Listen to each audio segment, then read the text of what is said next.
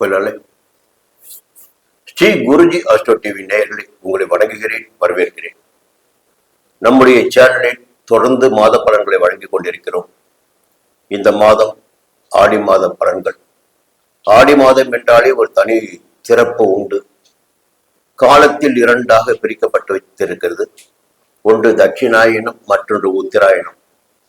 இந்த தட்சிணாயன காலத்தின் தொடக்க நாள் ஆடி மாதத்தின் முதல் நாள். ஆடி மாதம் தொடங்கி மார்கழி மாதம் வரை தட்சிணாயன மாதம் என்று கூறப்படுகிறது. நம்முடைய முன்னோர்கள் நமக்கு வரையறுத்து வைத்துவிட்டு சென்றிருக்கிறார். இந்த ஆடி மாதத்தில் பல்வேறு சிறப்பு அம்சங்கள் இருக்கின்றன. ஒன்று, இந்த மாதத்தை சக்தி மாதம் என்று சொல்லுவோம்.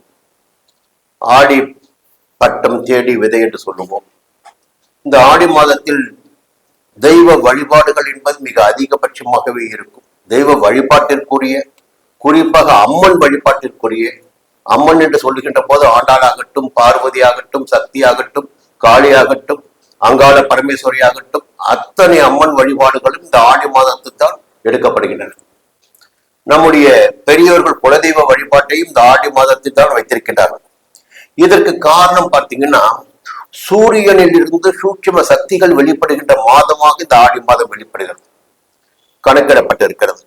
வேத பாராயணம், மந்திரம், ஜபம், மாந்திரிகம் ஆகியவற்றிற்கு ஏற்ற மாதமாக இந்த ஆடி மாதம் கூறப்படுகிறது. இந்த ஆடி மாதத்தை இதற்காகத்தான் நம்முடைய முன்னோர்கள் என்ன செஞ்சிருக்காங்கன்னா, திருமணமான புதிய தம்பதிகளை பிரித்து வைக்கின்ற மாதமாகவும் இந்த ஆடி மாதம் இருக்கிறது.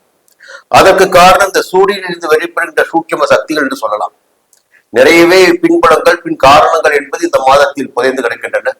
இந்த மாதத்தில் விளைச்சல் செய்கின்ற போது அது அமோகமாக விளைச்சல் காண முடியும் என்ற நம்பிக்கை மக்களிடம் இருக்கிறது. நிறையவே இயற்கை மாற்றங்கள், இயற்கையுடைய கொடைகள் என்பது ஆடி மாதத்தில் மக்களுக்கு கிடைக்க ஆரம்பிக்கும். அத்தகைய சிறப்பான ஒரு ஆடி மாதத்தில் நாம் இந்த மாதம் எப்படி இருக்கிறது, 12 ராசிகளுக்கும் பலன்கள் எப்படி இருக்க போகிறது என்று பார்க்க போகிறோம். முதன்மையாக மேஷ ராசினருக்கு இந்த ஆடி மாதம் எப்படி இருக்க போகிறது. கடந்த மாதம் உங்களுக்கு மிகப்பெரிய யோகமான மாதமாக இருந்திருக்கும். நிறையவே நன்மைகளை அடைந்திருப்பீர்கள். இந்த மாதமும் அந்த நன்மையும் யோகமும் தொடரும் என்று சொல்லலாம். ஒரு சின்ன மாற்றம் மட்டும் இந்த மாதத்தில் இருக்கிறது. என்னன்னா, சூரிய பகவான் 4ஆம் இடமான உங்கள் ராசிக்கு சுகஸ்தானத்தில் சஞ்சரிக்கிறார். 4ஆம் இடம் என்பது சுகஸ்தானம், மாதஸ்தானம். இந்த கர்க்கடக மாதத்தில் சூரியன் கடகராசிக்குள் சஞ்சரிப்பார். அப்போ இந்த மாதுஸ்தானம் என்பது தாய் வழியுடைய ஸ்தானத்தை சொல்லலாம். சுகம் என்பது நம்முடைய சுகத்தை சொல்லலாம். இங்கே நெருப்பு கிரகமான சூரியன் சஞ்சரிக்கின்ற போது தாய் வழியுடைய ஆதரவுகள், தாயாரின் நலனில் சென்ற சங்கடங்கள் ஏற்பட வாய்ப்புண்டு. நமக்கு உழைப்பு அதிகரிக்கும். மேஷ ராசினருக்கு இந்த மாதம் உழைப்பும் வேலைகளும் கூடுதலான மாதமாக இருக்கும்.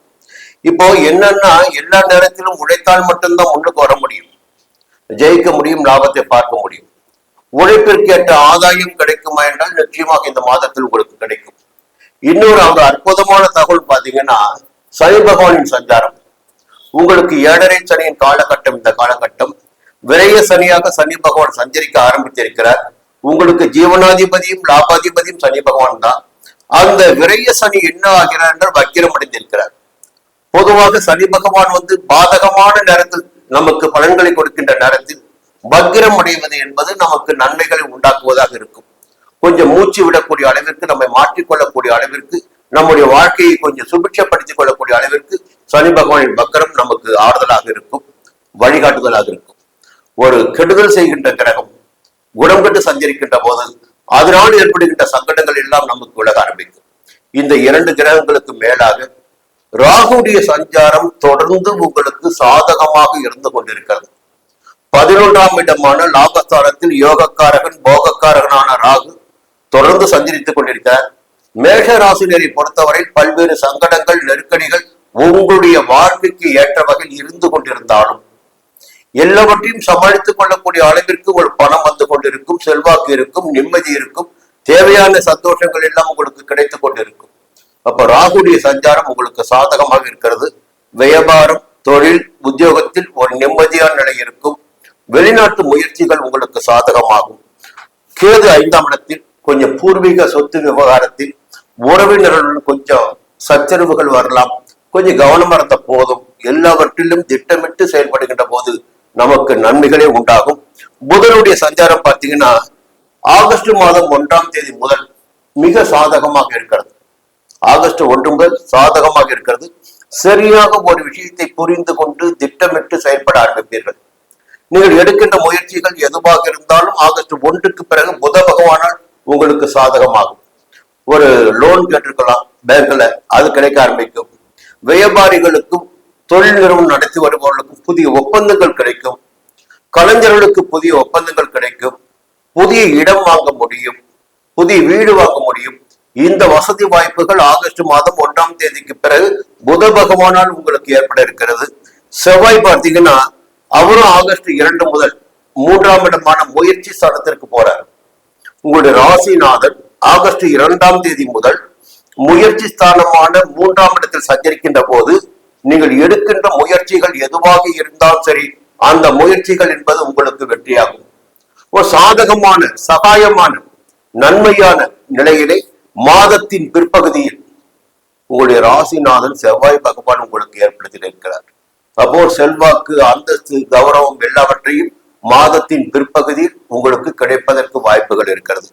சுக்கிரன் சஞ்சாரம் பார்த்தீங்கன்னா இந்த மாதத்தின் முற்பகுதியில் குடும்பத்தில் நிம்மதி இருக்கும், பொன்பொருள் சேர்க்கை இருக்கும், கணவன் மனைவிக்குள் ஒற்றுமை இருக்கும், பிள்ளைகளுக்காக எடுக்கின்ற முயற்சிகள் வெற்றியாகும், நவீன பொருட்கள் வாங்க முடியும். சந்தோஷமான நிலைப்பாடுகள் எல்லாம் ஆகஸ்ட் 1 வரை சுக்கிரன் உங்களுக்கு ஏற்படுத்தி கொடுப்பார். இப்படி பார்த்தீங்கன்னா இந்த 8 கிரகங்களுமே உங்களுக்கு மாற்றி மாற்றி பார்த்தீங்கன்னா நன்மைகளை அதிகபட்சமாகவே இந்த மாதத்தில் உங்களுக்கு வழங்கி இருக்கிறார். அப்ப பயப்பட வேண்டிய அவசியம் இல்லை. இந்த கிரக சஞ்சார நிலையை தெரிந்து கொண்டாலே போது நம்முடைய வாழ்க்கை இந்த மாதம் எப்படி இருக்கும் என்று தெரிந்து கொள்வது. அப்ப இந்த மாதம் உங்களுக்கு சாதகமாக இருக்கிறது. இந்த மாதத்தில் எச்சரிக்கையாக இருக்க வேண்டிய நாள் என்று பார்க்கின்ற போது 23ஆம் தேதி இரவு 10:35 முதல் 26ஆம் தேதி காலை 10:03 வரை உங்களுக்கு சந்திராஷ்டமம். ஜூலை மாதத்தில் 23/7 இரவு 10:35 முதல் 26/7 காலை 10:03 வரை சந்திராஷ்டமம். சந்திராஷ்டமத்தில் புதிய வேலைகளில் கொஞ்சம் கவனமாகவும் நிதானமாகவும் எச்சரிக்கையாகவும் இருப்பது நன்மை அளிக்கும். மீண்டும் அடுத்த மாத பதில் சந்திக்கிறேன். நன்றி, வணக்கம்.